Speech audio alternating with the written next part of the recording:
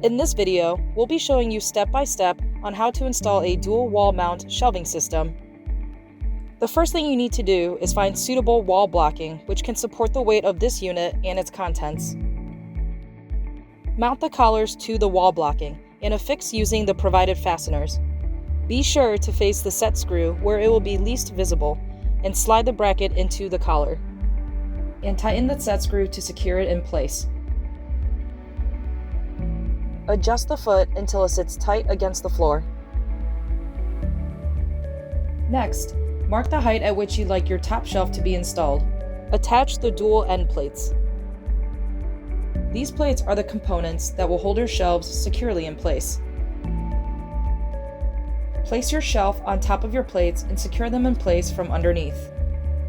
Repeat these steps for any additional shelves as well as for your cabinet.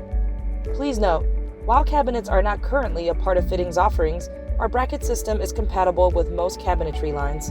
While this video shows the installation of a shelving unit with wooden shelves, glass shelves and the glass clips needed to support them can both be purchased at fittingscollection.com.